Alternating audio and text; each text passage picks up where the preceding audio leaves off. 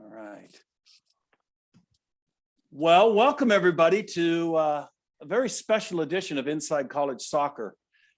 This is our junior college edition, and we have gathered together, I have with me 4 of the top junior college coaches in the country at various levels in various locations. So everybody's going to get a chance to hear what things are like in the Southwest and on the East Coast and in California.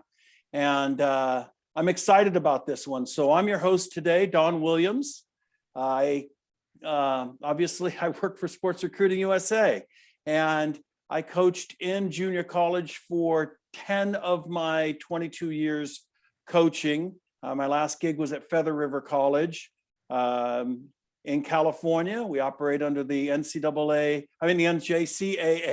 D3 rules, which means in California we have no scholarships to give, and that was my last job that I had, and I did that for 8 years, coaching the men and the women simultaneously.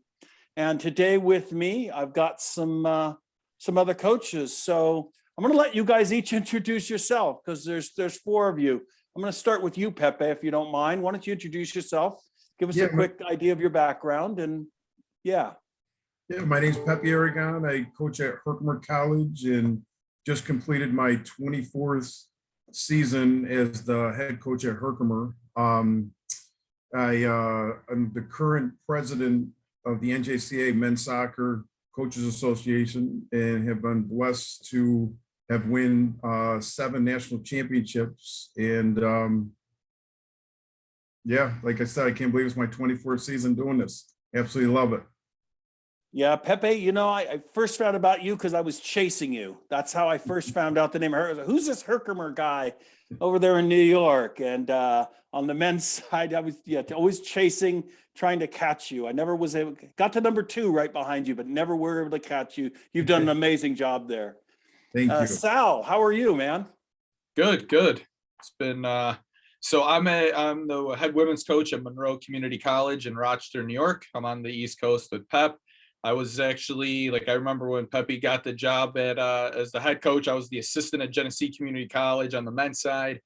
So it's funny because I've been here for 14 years at Monroe Community College, but I've been coaching for about 24 years, just like Pepe. And so I've been all over the country. I started the women's program at Junior College Division III down in Texas at Cedar Valley College. And then I was down in Arizona for 2.5 seasons or 2.5 years at Mesa Community College doing the men's. I was a head men's coach there, assistant women's.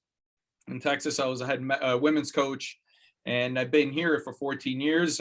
Fortunately, I have not won as many national championships as Pep, but we win our region. We do well nationally. We're always in the top 10. And we've got a couple players right now that are playing for professional teams and national teams. I've got the starting center mid for Switzerland right now in Kumba So, and the one player that killed it with our striking force, 55 goals in our 20 game seasons now. She's on the national team for Nigeria and plays for Real Betis in Spain. So we get the talent that comes through the junior college ranks, and I'm a former past president for the NJCA Women's Coaches Association as well. Well, great to have you. No offense, guys. Next up is one of my favorite people in the world. We've coached against each other many times. I don't think I've ever gotten the best of you, Adrienne. I think you always smacked us around pretty good. You got some pretty good teams you've had. Adrienne Sorenson, how are you? I'm good, guys. I'm really excited to be here. I'm Adrienne Sorenson. I coach at San Joaquin Delta Community College in Stockton, California. We're NJCA Division III, so no scholarship here, but I've been here since 2010, so just finished my 12th season with the program. Started here as the head coach when I was 22, and it's been kind of a slow journey getting it to where it is, but over the last 5 or so years, we've had quite a bit of success, and a couple of Final Fours recently back to back, and then as well as winning the conference the last 2 seasons back to back. So yeah, but the biggest thing for me is just moving the kids on to the next level. That's definitely the top priority, helping them with scholarships, and just building better people. So yeah, but excited to be here. Thanks, Adrienne, for coming in with us. I appreciate it. Christian, how are you, brother? Doing well. How you doing, Don? Good. You better bring your game because this was your idea, brother. Well, I always tell everyone that, don't be the smartest person in the room if you want to grow and you want to become better. So I went out and found the people that I thought would actually help me become a better version of who I am, because they're all fantastic coaches and I've been blessed to be able to work with them over the last few years. I have a little bit of a different path than they might have. I am on my 26th year of coaching college soccer. So this year starts number 26 year for me. Much like our young lady from California, I started being a head coach at the age of 23 and have been blessed to be in this game for the last 26 years coaching it. My most recent stop now is at Paradise Valley Community College, where I'm the head men's and women's soccer coach for Paradise Valley, which is a unique challenge in doing both teams. In terms of national championships, Paradise Valley Community College, I think, Sal, they beat you a couple of times in the national tournaments at one point, has won 3 national championships, has been in the national tournament 6 times in the last 10 years. The men's program hasn't been as successful, has struggled, and part of it was just coming in and really understanding what the makeup was. And now our men's program was nationally ranked this year, finishing 14th in the nation. So, we got a lot of history and we got top programs. I can tell you in my experience in watching that Arizona is one of the top junior college conferences in the country in terms of where we are at and playing and having some of the toughest programs, and that there's been more national championships coming out of the Arizona conference than any other conference in the country. So you're talking about a very high level of playing that happens here. Much like Pep and Sal, I've been blessed to also serve the organizations that I'm part of. So I'm the national chair for men's soccer on the All-American Committee and ranking committee for United Soccer Coaches. And I'm on the national chair for ranking and All-Americans for the NJCAA on the women's side. And that is at the Division II level. And I think that might be, where we might want to start, Don, is just to understand what NJCAA Division I, Division II, and Division III really mean, so people have an understanding of what that means. And it's not necessarily, it's very similar to NCAA, but there's a couple little changes that are in there. Let me just do a quick rundown, because we have the NJCAA is the overall governing body for the country. However, underneath that, we have out in California, by the way, California has, I think it's 92 women's programs and 87 men's. 1/3 of all of the junior colleges in the United States exist in the state of California alone. And then up in Washington, Oregon, they have what they call the NWAC.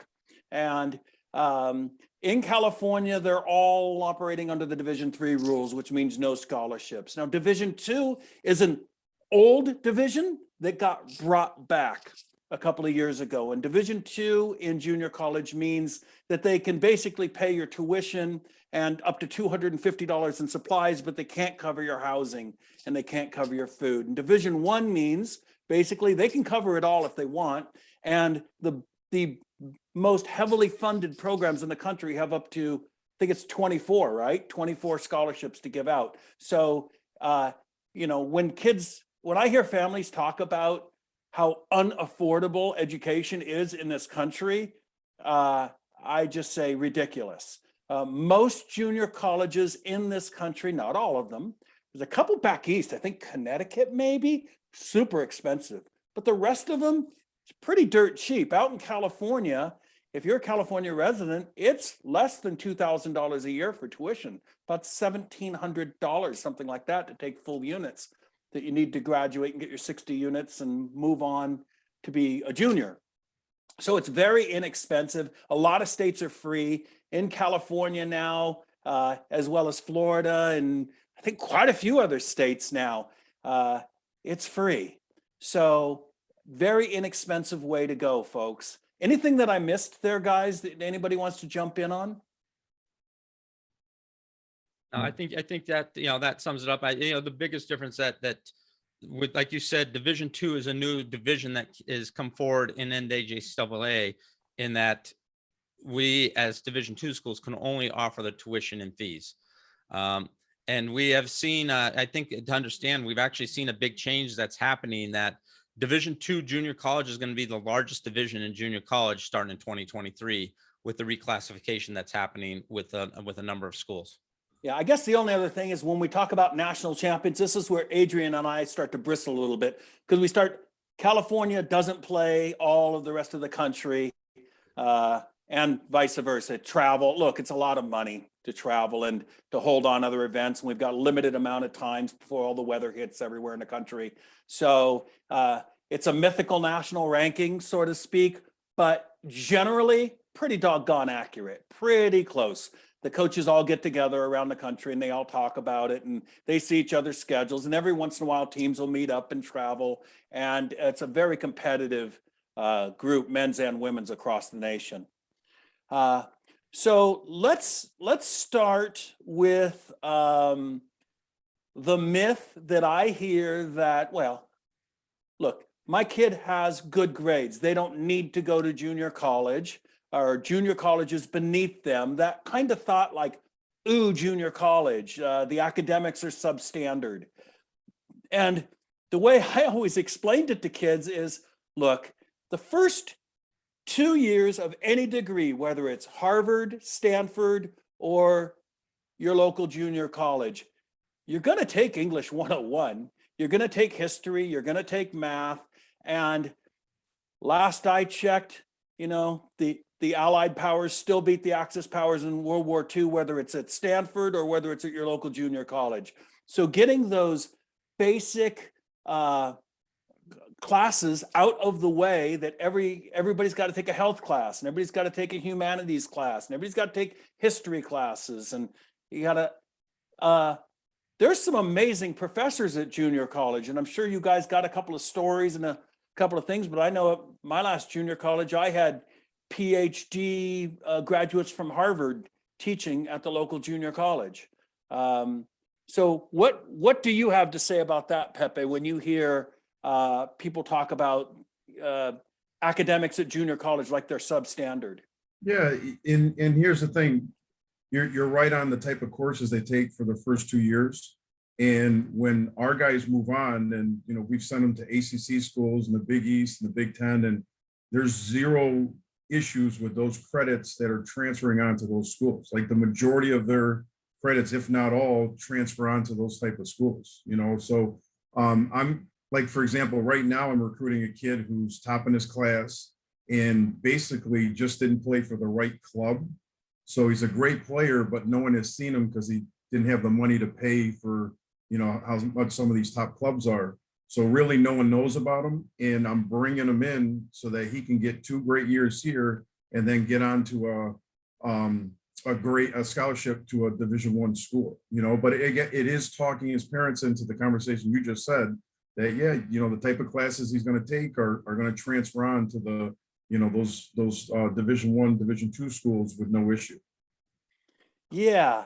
And Adrienne, out here in California, it's so big, isn't it? I mean, we're talking 92 women's programs, and we see a lot of kids, and I know you've got quite a few this year that are D1 kickbacks.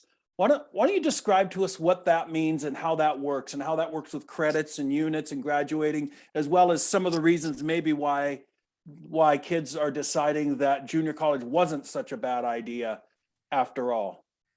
Yeah. So right now, when we started spring, we had 3 kids transfer in from Division I.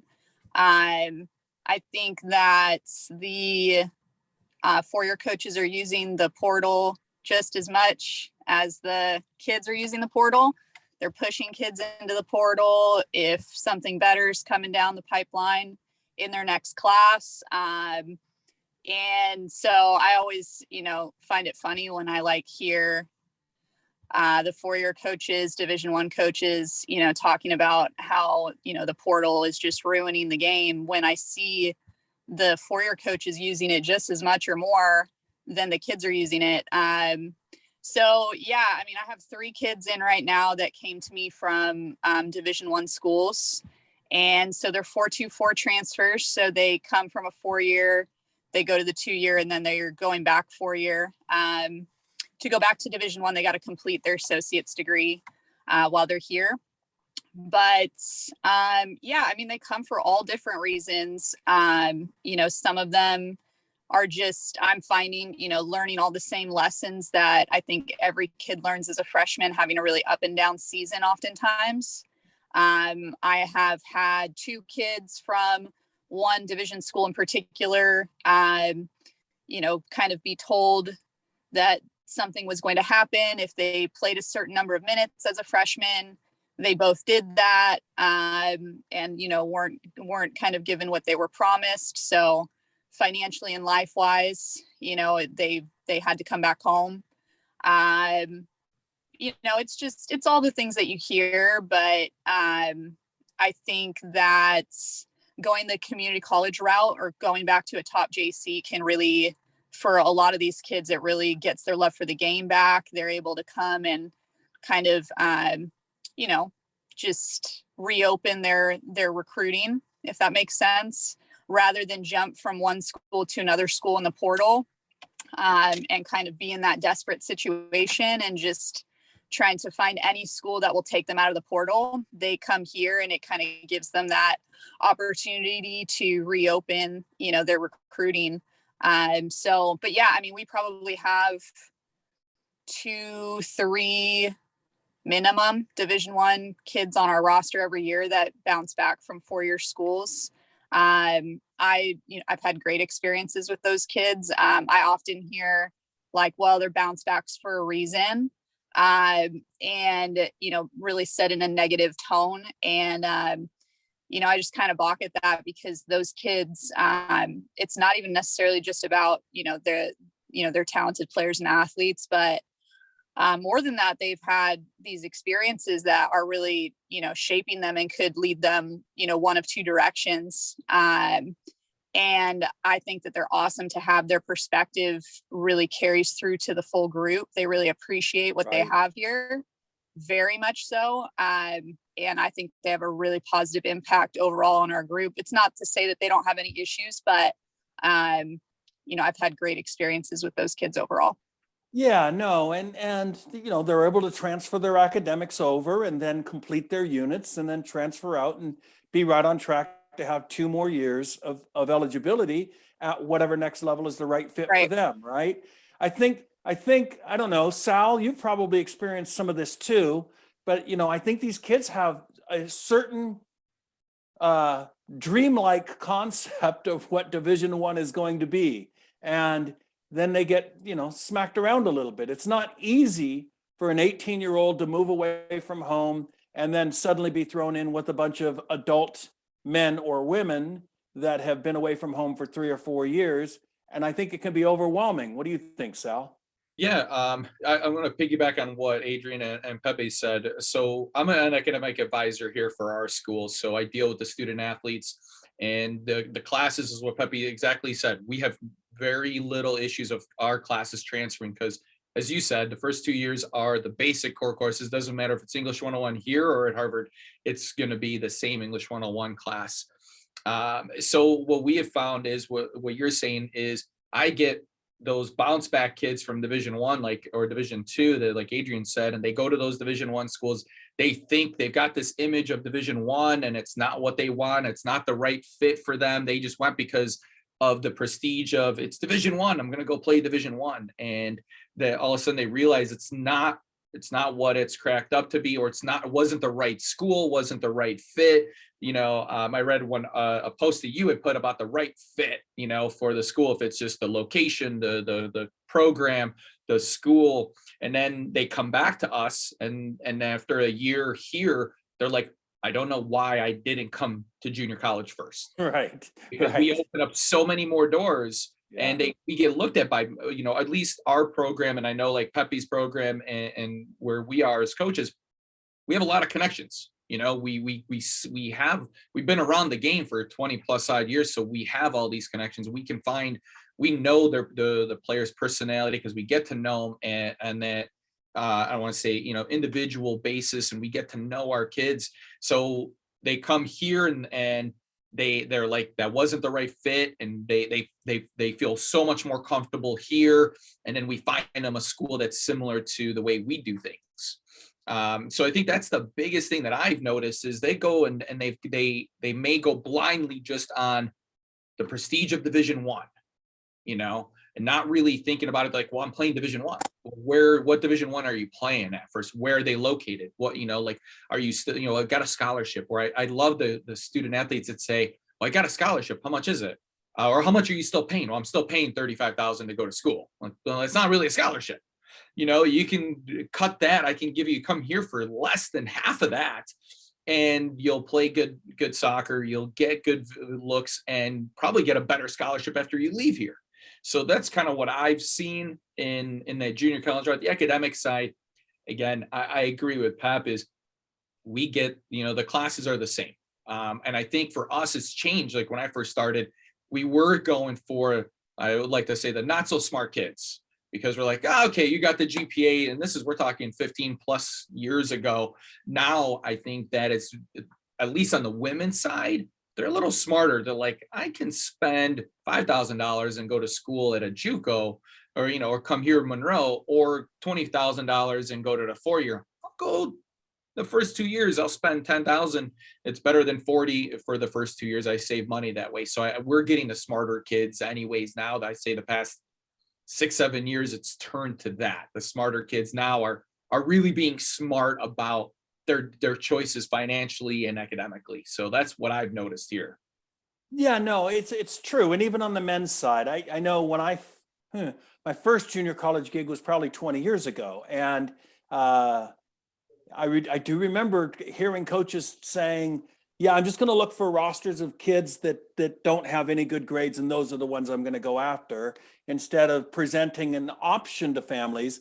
I guess the only Christian, the only thing that I do hear from parents, and I do go, there might be a valid point here, is when they have a kid who's been taking a lot of AP courses, passing a lot of AP exams. So they do have maybe a semester or 2 semesters worth of college credits already under the belt, or already taking college courses, which happened here in Quincy quite a bit at Feather River, is kids at the local high schools were already taking classes at the junior college. And I can sort of see that point. I can understand where the parents are coming from. But it takes 60 units to become a junior, folks. So now there is this thing. Why don't you explain for us, Christian, the difference between a qualifier, a partial qualifier, and a non-qualifier, if you can, because you've coached at all levels, just so that parents and players listening to this have a better idea that, look, you don't even have to stay at a junior college for 2 years. If you're a full qualifier with the NCAA, you can transfer out after 1 year. Explain to everybody how that works, if you would, please, Christian. Sure. There's there's a number of different things that come into the play as you're going through the recruiting process. And, if you're looking at the NCAA Division I or Division II institutions, and at some level, the NAI has its own, academic requirements getting in. It's not quite the same as NCAA that you have to meet to be immediate eligible. And that's what we're talking about. For you to be immediate eligible at one of these, at an NCAA institution, you have to meet certain requirements as it relates to your GPA as well as your test scores. And each of them Division I, Division II have different criteria. So either you're a full qualifier at the time that you graduate from high school, you're a full qualifier, you've met the requirements, you're immediately eligible at one of those institutions, and you're eligible for scholarships. The partial qualifier means that you haven't met all the requirements, so you're not necessarily eligible immediately, but you can still, you still can get some things that will come along with it. And the non-qualifier means that you don't meet the requirements to compete at an NCAA Division I or Division II school. So when you talk about, well, we can talk a little bit about what you just said. Maybe a student athlete comes in with so many credit hours already because of AP courses. Great. They're a great academic student. Again, you will use an example here. A student might come in with 12 to 15 hours already. And so now they're only need to be with us for maybe 1 year. So you can still come to us for 1 year. You're probably going to get most of your school for free as it is. But now you get yourself that you transfer and you're in a great situation. You could be getting 1 full year of playing for us, and you're still not got, now you're gonna have 3 years of eligibility at that next school. The beauty of that is you might be able to get your master's paid for at that next school because you're so far along on the process. So can you start to think big term in terms of what you're looking for and what you're trying to get? What we try to do with our players, and I know the other coaches are probably doing exactly the same thing. We talk about the golden ticket here. So no matter where you're coming in, whether you're partial qualifier, non-qualifier, or full qualifier, we strive to get our kids to get the AA. The AA is the golden ticket because that puts you automatically eligible wherever you go. So I mean, that's really what we're striving for. If you're one of these higher academic students, and we're talking about that, you don't necessarily need the AA to be qualifier or to be able to move on as eligible, but it definitely helps in the grand scheme of things in terms of what you're doing. I would like to just share one personal story with my own daughter, who is not an athlete. She did not compete intercollegiately. She went to Paradise Valley Community College. She got her degree in biology from us, and she graduated with Phi Theta Kappa with a high GPA. She applied for scholarships at the University of Northern Arizona, was the only transfer student to get a biology scholarship plus the Phi Theta Kappa scholarship because of her academic rigor that she had at Paradise Valley Community College. She was already meeting everything they wanted, and they saw value in coming from our program and giving her an academic scholarship. And, it's because of the education. But you want to know how much we paid for that first year and a half for her? I paid $1,000 for a year and a half for her to go to community college here. And now she's up at Northern Arizona. My other daughter right now is going to be a senior. She's going to PV for free for the first 3 years or 2 years that she's going to be there. Yeah, that's a good explanation. And parents, if you want more information on this, you can always reach out to me. Most of it's Googleable, but basically, full qualifier means that you've met the NCAA's 16 core course requirements. It means that you've registered and been cleared by the NCAA Eligibility Center prior to stepping on campus. So don't think that you can go in, start taking classes and playing, and then go, oh, I should have registered for the NCAA Eligibility Center so I can transfer after a year. It's too late. You're gonna have to stay there for 2 years now. So all of this has to be set up beforehand to be a full qualifier. I just want to clarify that for everybody so that we don't leave any misconceptions. All right. I want to address another issue, and I don't know everybody's situations. I know I was very lucky at my last junior college that we had dormitories. But I hear from parents, yes, but junior colleges don't have dormitories. Generally, vast majority, true, but there are always solutions to this. Pepe, what's your situation there, or what do you know, or what stories have you heard about how coaches have solved this issue? Not coaches, but how students and families have solved this issue when they're going to a junior college, maybe that isn't right next to home? Well, we're fortunate. We do have on-campus housing, plenty of it, and they're not dorms, they're actually apartments right on campus. And that is a big advantage for us because I am aware there are junior colleges that don't have it, but the majority of them in our region do have on-campus housing. So that's definitely not an issue for our region. And Sal, what about your situation? And what do you have there? I'm gonna say Herkimer stole our area, the way we do things, because we have on-campus apartments. So I'm just picking on Pepe. We're in the same region, that's why. No, ours are apartments. They are nothing like what I went to college with, where you share a room as big as this office with another guy and then a bathroom with 30 other people down the hallway. At least that's how it was when I went to school. Now they're like, ours is like a 3-bedroom, 2-bathroom, full kitchen and living room area apartment. I mean, we run a residential camp in the summer And I don't live too far away from school, and I stay on campus. That's how nice they are. So plus it's a little break from the kids too, for my kids. So but they're nice enough to do that, and it's great because they're right on campus. They're walking distance from everything on our campus. It's perfect, and I mean, if you can't ask for anything more than that kind of experience here at a college, especially at a junior college, having dorms like this. I don't see they yell at me when I call them dorms. They're housing, resident housing. So no, having those apartments is huge. Right. Adrienne, I know you guys don't have dorms, so I'm sure you have kids that are coming in from outside of other areas. How do you deal with that?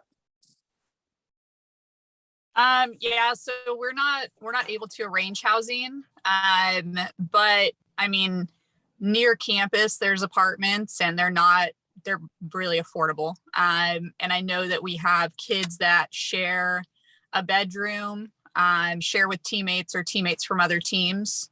And I think they pay like $300-ish per month to share a room. And so it's pretty affordable. I would love to have on-campus housing because that would be way easier. But basically, if a kid wants to come from outside the area, I just let them know I can't arrange housing, and they kind of have to go find it on their own, if that makes sense. But there's a lot of athletes here at Delta that across all sports that live, off campus in apartments and do it pretty affordably, especially if you have the Pell Grant. And that's another thing that I think is really, really big with going the junior college route, trying to explain to kids and families. We have, I would say, probably 70+% of our team gets full Pell Grant. And trying to explain to kids and families in the recruiting process that if you're full Pell, that would be the exact same amount of money if you went to University of the Pacific down the street and you're paying, $57,000 plus total cost of attendance. You would still get the exact same full Pell Grant as you would coming to Delta, paying $46 per unit. And your first year is free here. So you would, collect that full Pell, in year one and not even have to worry about tuition. So, I mean, financially, it's a no-brainer. And, so for kids that get full FAFSA, if they want to come out from outside of the area and they feel that this is a better opportunity for them to earn a scholarship and a better environment for them to develop as a player in person, then that's a decision that they, have to make as a family. But, their full Pell Grant is going to, cover their housing, if that makes sense. So yeah, I mean, it's definitely doable. And I think that, you solve problems when, when it's the right opportunity for you and the right fit for you, if that makes sense. So, yeah. Oh, it does. No, it makes complete sense. And I think that your situation is probably the most common in the United States. I think what Pepe and Sal have, and what I had, and Christian, do you guys have dorms? But I think we're dorms... very similar. That we are a community college. That none of the Arizona community colleges are. Maricopa County Community College, I should say, the ones in Phoenix have housing, but similar situation. We have a number of dorms that are dorms. Apartments are right around campus. I know our baseball team has a number of out-of-state players or out-of-county players. Track and field do. So, very much the same. We can't help arrange that, but what we do is we put them in touch with the players. We know the apartments that are friendly to our athletes. The apartments that allow them to only sign a 10-month lease. These are apartments that are literally, some of them are walking distance to campus. Some of them are less than a mile to campus. So they have that opportunity to be there. And again, very similar. You put 2 to 3 people into a apartment together. It's just as affordable as if they were at, doing campus housing and what you would be paying equivalent to campus housing. Yeah, and so it's doable, and that's what I want parents to hear, is that colleges are solving this problem all across the nation, one way or the other. So very good. So really one of the other important things is transferring, right? Transferring to a four-year school.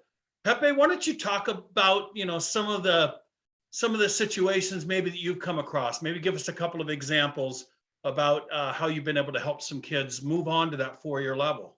Yeah, well, definitely being here 24 years, I've been able to establish a lot of relationships with four-year schools, head coaches, assistant coaches throughout the country, so the exposure that they get in junior college, to me it's sometimes it's more exposure than they got in high school, and I still go back to how much, some of these kids have to pay just to be on some of these top clubs, and so many that aren't being, seen or recognized.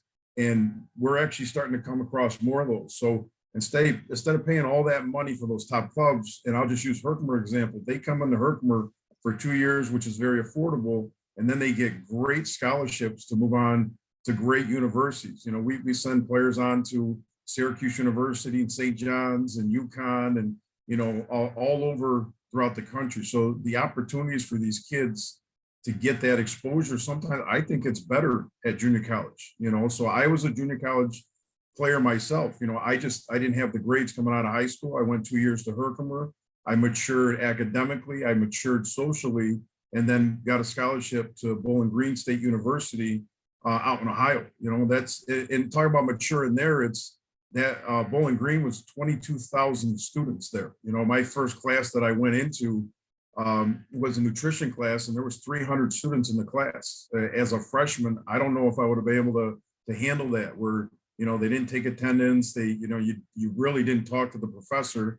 Funny story is, with that size of a class, is when we had an exam to look up your grade after the exam, we had to go outside of the classroom, look up our social security numbers, and next to it was our grade that we got. That's how it was. But I was able to mature, like I said, as a player and as a person, to move on to those four-year schools. So I think it's a great opportunity for students. And now we all know the cost of four-year schools is outrageous now.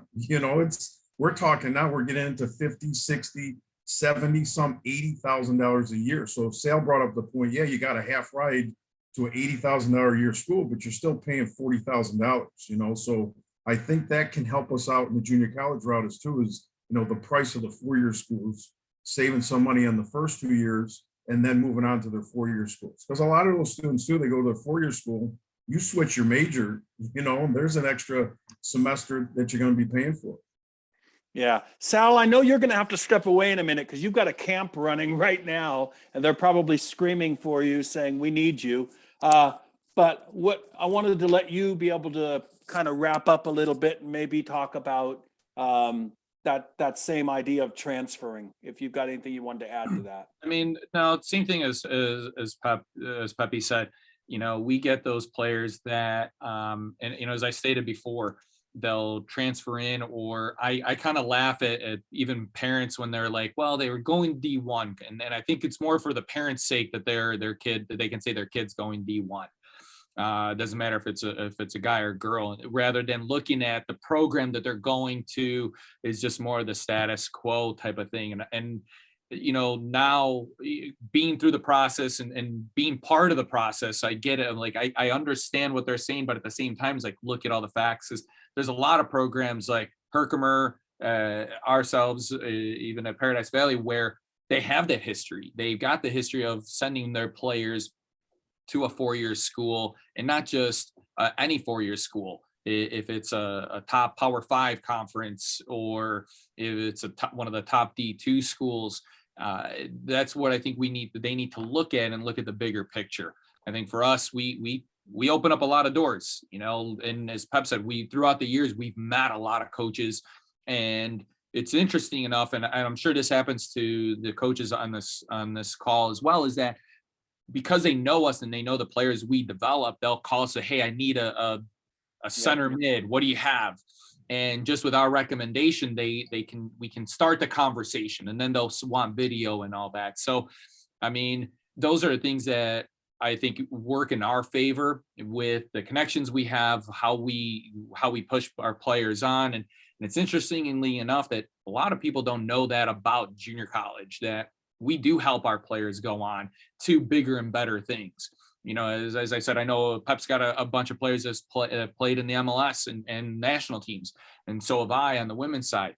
We have those players. They come to us, especially on the international side. And now the international players are coming with budgets where it's more affordable even for them to come to junior college. And they're seeing the benefit of that. They're like, okay, right now I only have A, B, and C schools, but they know that where we've sent other international players, let's say, or where we're sending our players, that we're opening up a bigger door as well and giving them more exposure, because now they have the experience, they get to try it out. As Pep said, you know, as a freshman, they go to a big school, they may not fit in, or they don't have the maturity level. So they come here, it's a little, you know, it's easier transition. They get to feel it. And then they're like, yeah, this is for me. And now they're ready for that bigger school environment. You know, we're about 12,000 students. So we're not a small junior college, a typical junior college. So our classes are not as big as 300. We're still very small, 20 to 25 per class, but it's something where it's nice. It gives them that good transition from us to go to a bigger school. Yeah, no doubt about it. Sal, I know you got to go, and I want to thank you so much for coming on. I appreciate it, and go have fun at your camp, man. Thanks. Sorry, they're getting picked up, so I need to make sure that everyone's all good.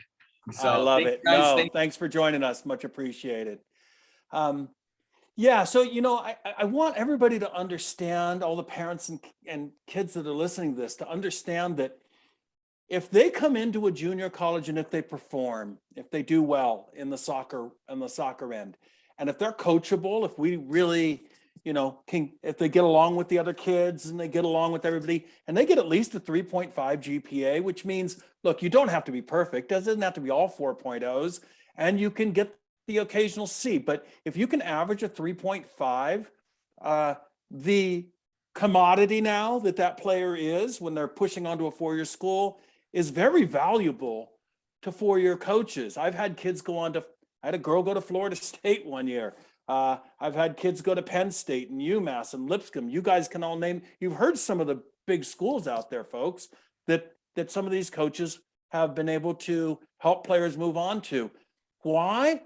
Look, a freshman coming to a four-year coach is still a kid. We don't know how they're going to perform. A lot of freshmen, between the guys and the girls side, in any given year, there's well over 3,000 kids transferring around through the NCAA, plus the NAIA transferring around, plus the junior college kids coming in. The difference is the junior college kids have proven that they could go to a school, get the grades, play, stay, not just try to school jump because they weren't getting playing time or because they didn't like the coach or whatever. No, they got along in an environment. So a four-year coach now knows that this is a stable student, especially with a good coach's recommendation. We've got film of them playing against other college players. We've got good film, and they've proven that they can do well in the classroom. The value of that commodity is crazy high for a four-year coach. They know that they're going to get an older, more mature player who can get it done in the classroom, on the field, with their teammates, with their coaches. And I want everybody to think about that, please. And I want that to settle in with parents and with kids, because, you know, I find a lot of kids are begging their way onto the bottom of Division I or Division II rosters, or even Division III rosters. Please, I'll redshirt. Please just take me. I want to wear that sweatshirt. I want to have that big name. I want to be able to post on Instagram. Whatever the reason is, I don't know, but whatever, they're begging their way onto the bottom of rosters. And maybe instead of doing that, go where you're wanted, go where you can contribute. And I think that's one of the values that junior colleges offers. Christian, did you want to add anything to that? Yeah, sure. I mean, as you're talking, you talk about it kind of as a commodity, and I get at what we're talking about. Here's the thing that I think is the other piece that you need, that parents need to understand, and the players need to understand. You come and play for me. You come and play for Pep. You come play for Adrienne. You know, Sal. We are now going to get to know who you are, the type of person you are, and we are actually going to be able to have a better understanding of what the fit is right for you. So maybe during your junior and senior year in high school, I want to be on that roster. I'm trying to beg to be on that Division I roster. And then you come and you play for us, and we really find, you know what, this is really what the right fit for you is moving down the road. And it might not necessarily be a Division I, but maybe it's a powerhouse Division II program. Maybe it's, what is it that you really want to major? How many kids change their major in their first 2 years, Pep? I mean, think about that. So you're thinking, this is what I want to do, but my major's changing. Well, I know the school that's going to be a better fit for you from a major standpoint. So not only are you a commodity that's got the grades, you've gotten the experience, you've gotten to play, you're playing at a high level. I now know how to place you in the right place and not just put you anywhere, which is kind of what happens right now. Let's throw a dart and see if I can find a Division I school. We have one young lady that came to us right now.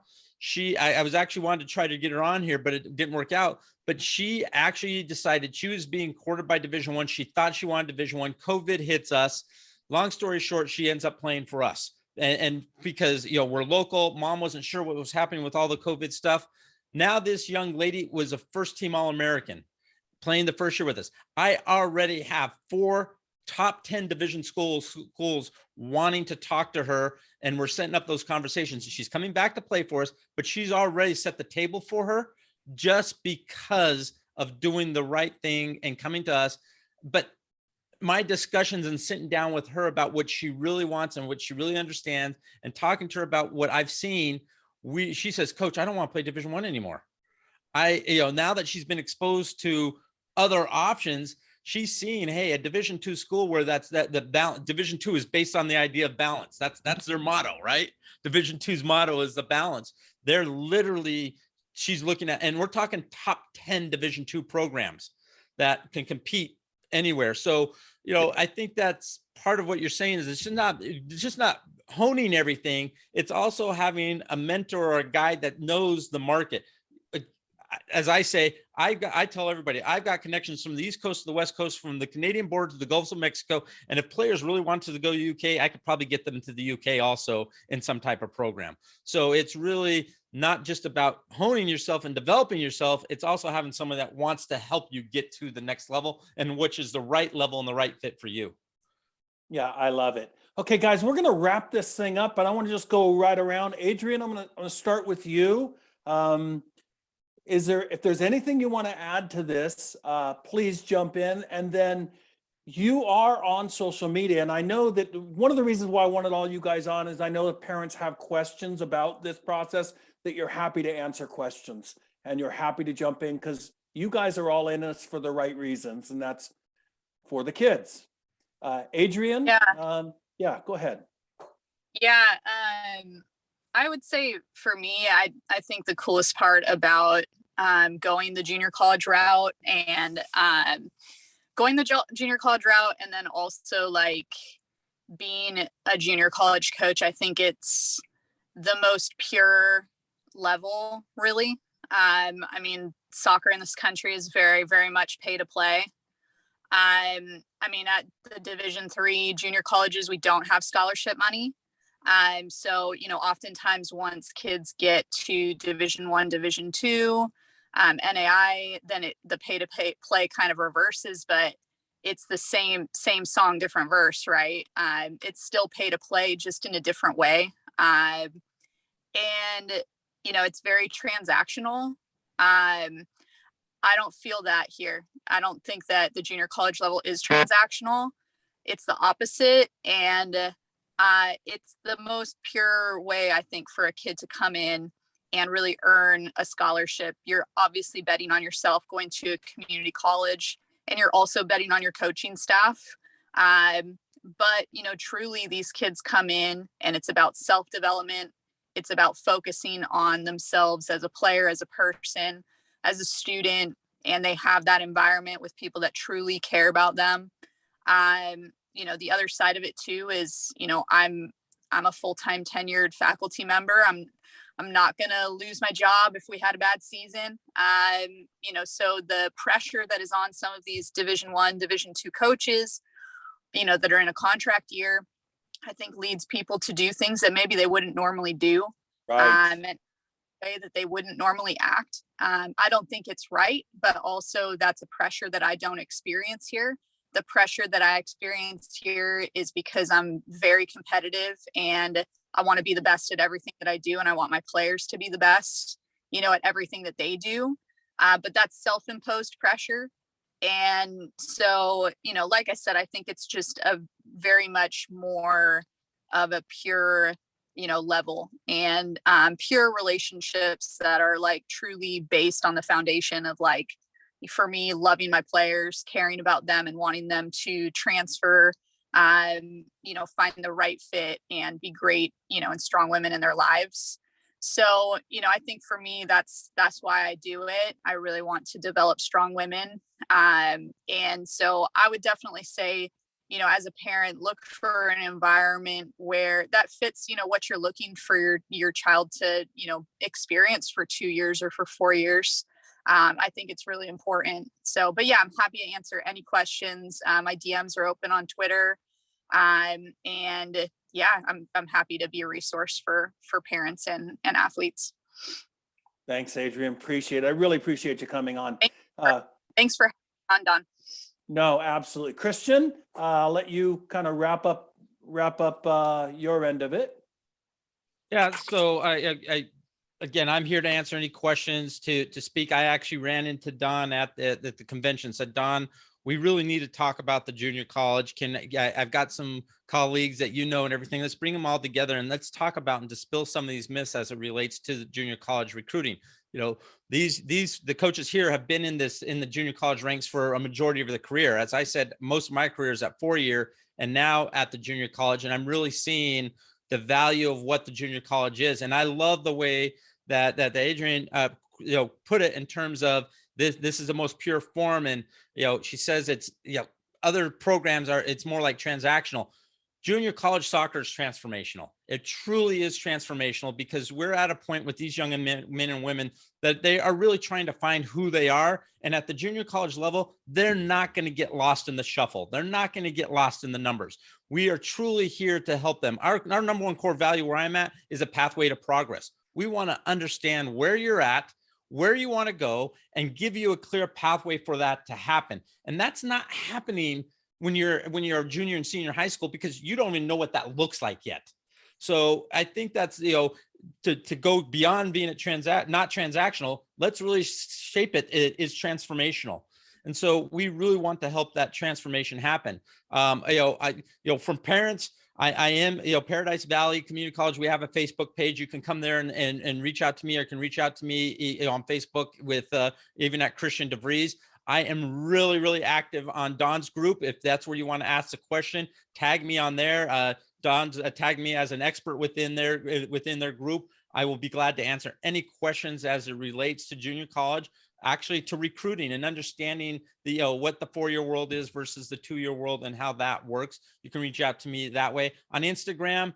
Kids want to reach out to me on Instagram. That's great. Unfortunately, I'm not a Twitter guy. I know I should probably be a Twitter guy, but I just never really got there. And then, if coaches are listening, again, LinkedIn is a great place to reach out to me if you want to reach out to me there. Or worst case scenario, go to Paradise Valley Community College website, Go Pumas, and you can find me at gopumas.com. And I'll be glad to answer any questions people have about this entire process of understanding what it means to be in the junior college. And it's not a step down. In my opinion, it's your step up to your next level. Thank you so much. Hey, Pepe, why don't you let us know where people can reach you and anything else you want to say to wrap this up?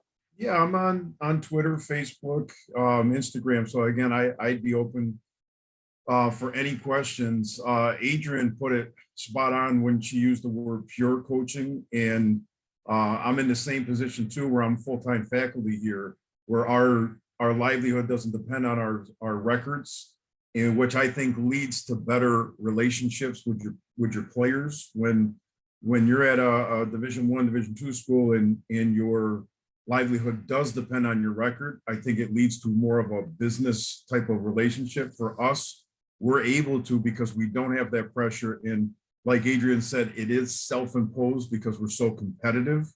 But it does lead to, I think, better relationships with our players because of not that added stress, and like you said, Don, it is about the players, for all of us. That's why we're doing this. And, at our level, there's no doubt in college, coaching junior college is the most challenging of all the levels of college. So I agree with that. yeah, I'd agree with that.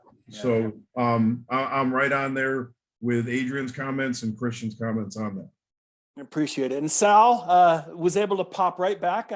So I'll let you kind of wrap it up and let people know where they can get a hold of you and answer any questions, or they can ask you any questions that they need answered, Sal. Yeah, they can reach me if they go to our mcctribunes.com webpage and go to women's soccer. We've got an Instagram page at Monroe CCW Soccer. I'm also on Facebook and Instagram as well, so they can find me on all that if they have any questions. They're always free. I've been on a couple panels with Christian for his camp stuff to talk about the recruiting process and all that. But again, I'm a full-time faculty and staff with like Pepe is, and it's that's our winning it's self-inflicted. I guess that's what the stress for that is. It's self-inflicted for us. It's not a pressure from the school to win. It's just this is how we are competitors in nature. That's why we're in this business as well. But also to produce and help them get to the next level. I think that's for us. It's about player development. And that's never. I think that's a key thing for us. No, I really appreciate that perspective. So parents, players, listen, just like not all Division I schools are created equal, or Division II schools or NAIA, not all junior colleges are equal too. Of course, we have coaches that are very part-timers and almost absentee and just do the season in junior college. But I know Division I coaches, NCAA Division I coaches, who kind of act like that too. Where it's just about the season and getting it done, and they just do the bare minimum. So please do your homework. At least you all know that you've been introduced to 4 coaches that are doing it the right way. And I can guarantee you, parents and players, there's quite a few coaches around the country. I was going to say in the hundreds. Yeah, probably true, that care about the kids that are trying to do it the right way, knowing that there's over 600 men's and women's programs are around the country combined. So there's some amazing junior college coaches out there. It is an amazing opportunity, and I hope that you'll all consider at least speaking to junior college coaches as you navigate this recruiting process in your effort to find the right fit for you. So thanks again, everybody. We'll see you soon on the next episode of Inside College Soccer. Thank you. Thanks, Don. Thank you, Don. Thanks, Don. All right, I'll stop recording. Hey, thanks so much, guys.